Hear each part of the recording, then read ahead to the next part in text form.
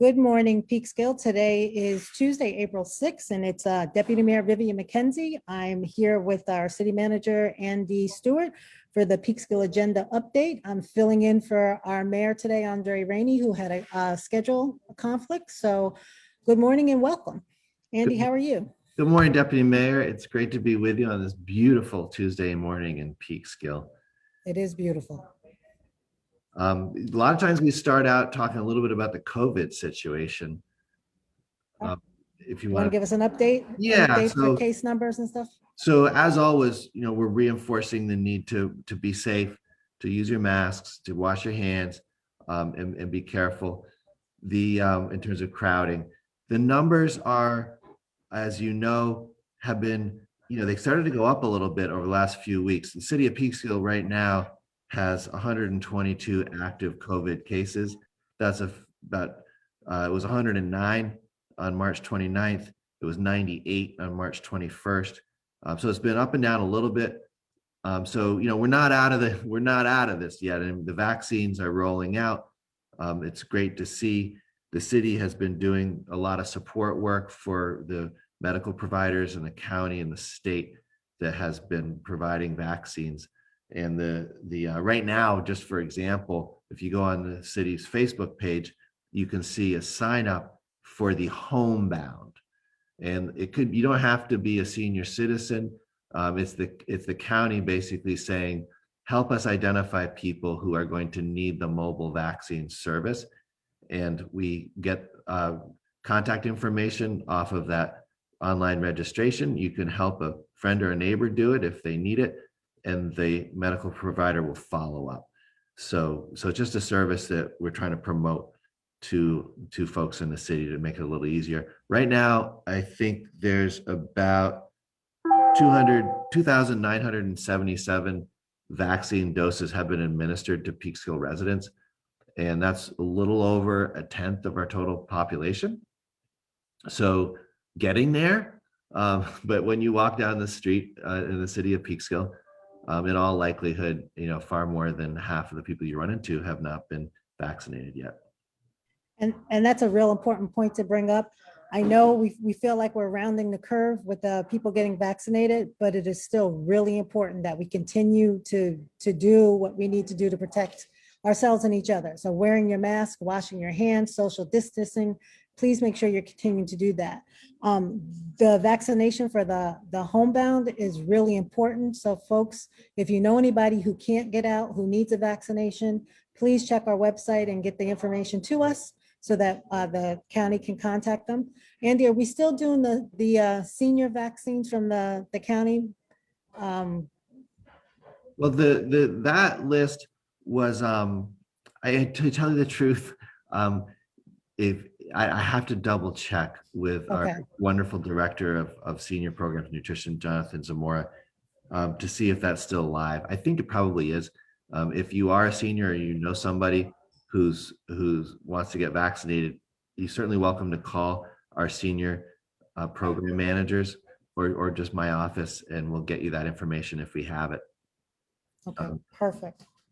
And then we'll continue to work with the state and providers to provide any support that we can to get Peekskill residents the services they want.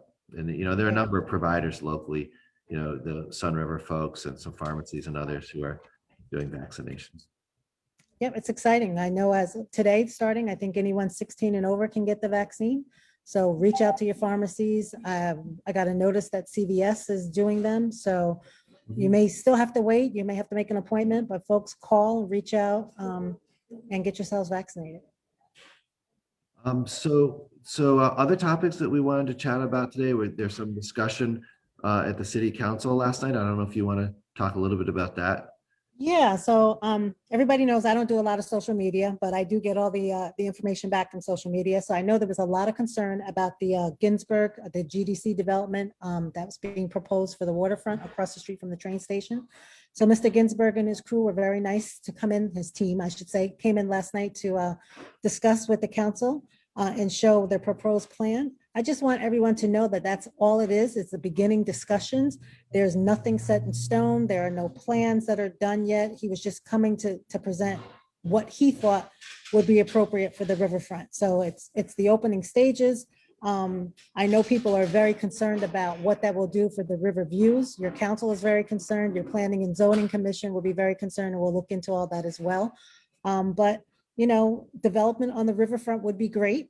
It just has to be the right development for the city of Peekskill. And that's, you know, what we're looking at. But nothing is going to be built tomorrow. Nothing has started. So I just want people to be aware of that. And, you know, continue to post your concerns, because, you know, that's how we learn, and we appreciate hearing what your concerns are, and what you want to see on the riverfront. So we also talked about last night, the IT audit. So again, there was an audit that was done regarding the IT audit. So Andy, if you want to fill people in on that and kind of where we sit and how we're taking care of that. Thank you, Vivian. So the state comptroller routinely audits local governments, and the IT system is so important, especially in these times when there have been hacking attacks in other municipalities, and it's sort of this kind of hostage taking and then ransoming and so on. We're very concerned about that, and the city spends a good deal of money on services to create firewalls and have protections and so on.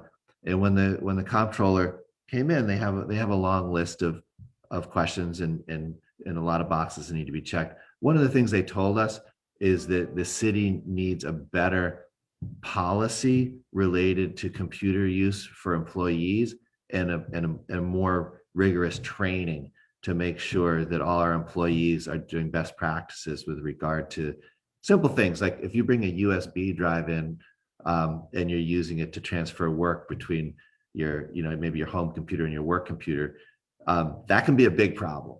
You know, if you click on the wrong website or download something, you know, so there's a training aspect and there's a policy aspect, and we have a draft plan actually that the city council will need to review and approve, which is helping us move towards full compliance with all the safety best practices.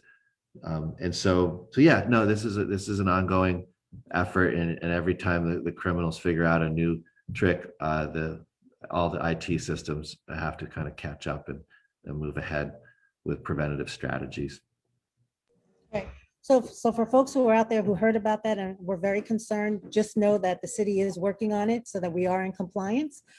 There's a lot of moving pieces to it, but very well aware of it and really getting the work done that we need to make sure that we're in compliance. And I would just say also, you know, this is kind of inside baseball, but the comptroller, they will say things that are very alarming. You know, for example, you know, there's a municipality that has a cash box for, you know, maybe Saturday drop off, whatever it might be, and they'll say, listen, you need to handle this cash box a little differently.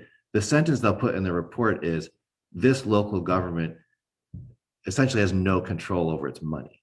You know, and that's a very alarming thing to say over an issue that could be ironed out very easily. And so just bear that in mind when you see these kinds of audits. They often, you have to get all the way into the appendix before you find the checklist and all the things the city has done to stay up to speed on IT. Well, thank you, and thank you to staff to making sure that we're staying up to speed and that we're getting this taken care of. Let's talk a little bit about our communications consultant. That's something I'm excited about.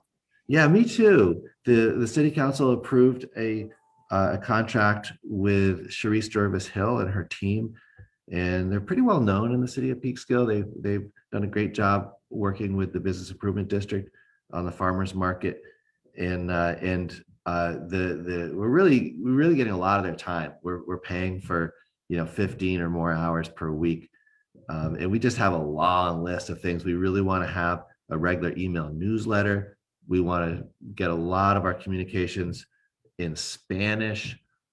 We want to run kind of campaigns that help people access city services or participate. For example, we have boards and commissions. There's always probably half a dozen or more vacancies on our different boards and commissions. And we need to really promote those and get more people putting in letters of interest for the city council to review. And we also have a lot of great things happening in our city departments that we want to tell those stories. So whether it's an Earth Day event in the Recreation Department, we've got some of those coming up, or it's National Public Works Week, or it's Police Week. The idea is to consistently put information out which describes how the city works and how people could use those services or access them. So pretty excited about that.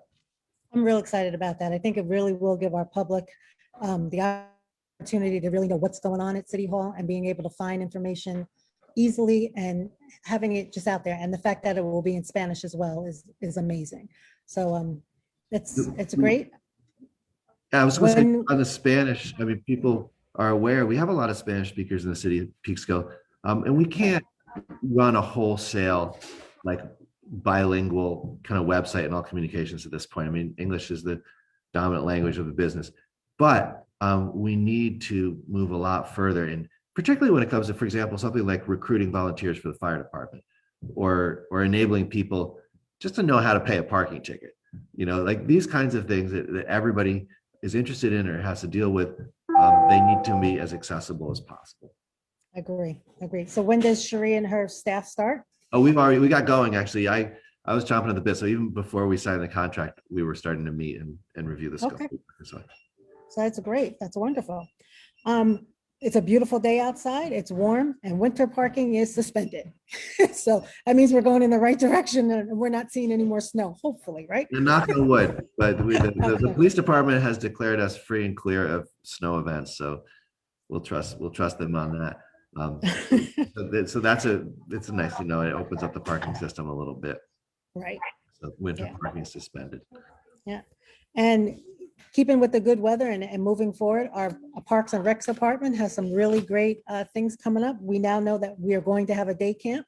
It'll be a little bit different than it's been in other years, but we will have day camp this year, which is very exciting. So it'll be limited, but still know it's there.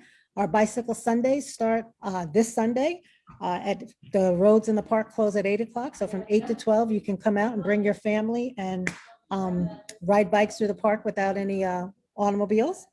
And we also have a cleanup day, which is April 17th, done by Parks and Rec, so the community can get involved in the cleanup day. And something else. Oh, we are going to have a pool. The pool will be open this year. So again, real exciting. Yeah, no, it's so wonderful to have some degree of normalcy in the return of these kinds of programs that the Recreation Department runs. And this includes the Kiley Center, which is open Tuesday through Saturdays in the afternoons into the evening. It includes riverfront music and other kinds of entertainment for kids and adults. We're going to have more of a normal Peekskill summer. So really looking forward to that. Yeah, me too. I think a lot of people are. Definitely. Let's talk a little bit about the upcoming job fair that the Youth Bureau is doing. So the best source on that is our amazing Youth Bureau Director, Tuesday McDonald. And we were just emailing a little bit. The job fair is on Tuesday, April 13th. And it's an opportunity for young people to come out and meet with local businesses, nonprofits, and get some information, some ideas, a little bit of guidance about how to kind of make your way in your career. So it's an online registration, and there's going to be a lot of resources there. Again, it's on Tuesday, April 13th at the Youth Bureau. I think it starts around 11, a little bit in the late morning, goes into the early afternoon. Our Youth Bureau does a lot in our community for our young people. I just hope that folks will really start to take advantage of it. This is an amazing opportunity to find about local companies and opportunities that are there. So folks come out and really, register and participate. Yeah, it could be a game changer. Yeah, I'll just list off a couple of the businesses. Manzer's Landscaping will be there, Bantam Tools, Dollar General, AAA Karting, the Abbey Inn, the wonderful hotel up on the hill there, Lowe's, so that people can learn about jobs in sales, jobs in construction industry and transportation, healthcare jobs, work in manufacturing and assembly, landscaping, various professions, restaurant work, and more. So it really is a job fair. It's a good chance to just look at the buffet of options and ask some people who've been down that road what it's like. Right, yep, and thank you to our local businesses for participating and being a part of that, because without them, we wouldn't have, that opportunity to do it, so thank you, Absolutely. definitely. So Andy, tell me a little bit about where we are with food distribution in the city and how that's going. Yeah, well, that's a great question. I mean, the food distribution, free food distribution, um, just blossomed last spring when the pandemic hit, and the tonnage of food that's being moved for out of Feeding Westchester, which is the countywide organization, which it provides a warehouse and obtains food from a whole bunch of different sources on pallets and then can bring them to the city. The number of locations in Peekskill that are participating in that system and really helping people, providing not just food but support and handing out masks and hand sanitizer and other kinds of things has really blossomed. So just today, for example, on April 6th, the First Baptist Church at 690 Highland Avenue, they're every Tuesday at 11:30 until supplies last. They have a food pantry. Church of Assumption is also taking place today. And there also, there's another day during the week when they have a regular food distribution. I think it's Friday. On Fridays. So there's a calendar on the city website that gets updated monthly that describes the food distribution points, where they are and what their hours are. To the extent that we have that information, we post it. And there are a number of other providers. You got the Salvation Army, the Holy Spirit Food Pantry on Compound Road, and of course, the amazing Fred's Pantry, which is just been an institution in the city of Peekskill for a very long time. Their food distribution is on Wednesdays. Mount Lebanon Baptist Church food pantries on Fridays. And then, not to be forgotten, but the city nutrition program for seniors is also a part of that framework and provides food deliveries to seniors. And any senior who's a city resident is welcome to talk to that program if they're not involved already and find out how it works. I will say that City Hall parking lot is a lot of fun when the Youth Bureau and Westcop and the Feeding Westchester folks show up. There's a truck, there's food, there's people, there's music, really great volunteer spirit. Wonderful. And thanks to the volunteers for all that they do. I just wanted to note that Assumption had their ribbon cutting a couple of weeks ago for their permanent food pantry. So, and they partnered with Feeding Westchester. So it's an amazing feat, but a really nice setup that they have there as well. And thank you to all the volunteers who do that. We have a strong community and we really want to make sure that no one is going hungry. So thank you. I just want to say also to the community that, the city relies on you to be our eyes and ears. So if you see potholes or lights that are out or any kind of issue that you think should be addressed by the city, that you contact either our DPW or go online to the city website and click contacts and let us know what you're seeing so that we can address some of these issues so we can keep our city up and running and pristine. Yeah, well, I'll give you an example, Vivian. We had a very, very windy couple of days a week or so ago, and somebody reported a big kind of piece of roofing metal that was hanging off the side of the old White Plains Linen Building, and it was a hazard. And we're so glad that the people who live in the neighborhood there called it in. And that's not one for an email. That's one for you call the police station if it's the middle of the night. They get us that information because our people were able to go out and remedy the situation, hold the property owner accountable, and get a major, significant safety hazard, Taken care of, where it might have fallen if it had been blown free and landed on the sidewalk or hurt somebody or caused a traffic hazard or something. So we really do appreciate when people call in with information. Okay. And with that, with the community and community involvement, I'm going to put a plug in for our boards and commissions. Volunteers are paramount in our city. Our zoning, our planning, our IDA, our Parks Advisory, our CAC, those are all volunteers and people are doing a wonderful, wonderful job on those commissions, but we need more volunteers. So I really think you should know about your city and learn about your city, and that's a really great way to do it. Our IDA, I am the liaison to the IDA. They're doing amazing things. We have new people on and they're really taking this serious, and we have a lot of projects that are coming to the IDA and they're running full force. But we do need some more people on the IDA. So you can send your information to our clerk and let her know that you're interested on some of our boards and commissions. Our Parks Advisory Board is doing some really great things. Our CAC has a lot of stuff going on right now. So please get involved, come out and support your community and volunteer to be on boards and commissions. And Andy, you have anything to add to that? No, I'm just a big fan of local government, and most people don't realize that for every paid, employee of local government, there's at least one person who's volunteering on a board or commission, and that's really the way it works. The intersection between the community and the operation takes place through all these boards and commissions. So kudos to people who dedicate their time in that way to the city, and please help us fill vacancies by contacting us and asking what's needed. Great. So that's all I had on our list. Anything you have to add, sir?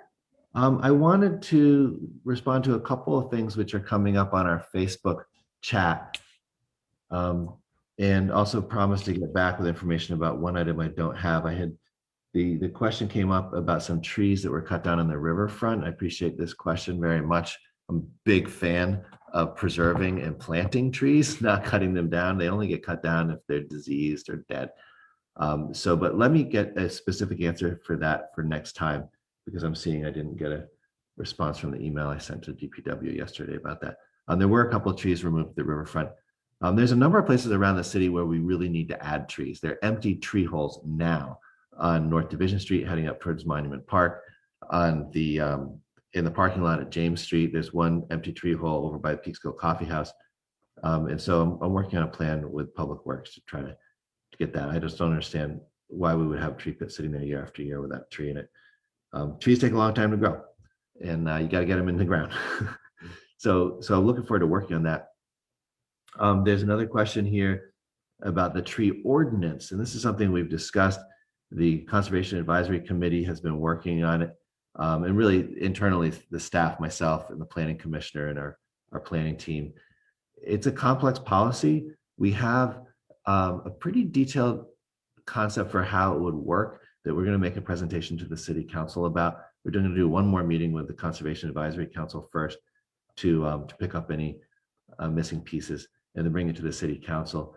And essentially, a tree ordinance is both a permit process for removing trees legally and penalties for failing to plan within the law. So you'll get more information about that soon. I'm looking here to see. Oh, this is important. This is coming from our youth bureau, actually. Just a reminder that the job fair is for people who are 18 years and older. So it's focused on young adults 18 and over. So please bear that in mind if you're going to bring your give that message to people in your family or your neighbors or friends. I think that is it for Facebook questions. Yeah, thank you very much. I think that's it for today. All right. Well, I just want to thank everybody for tuning in. And Andy, thank you for all the update and information and all that you do. And I hope everybody enjoys this weather today and has a great day. Likewise. Take care now. Have a great day. You too.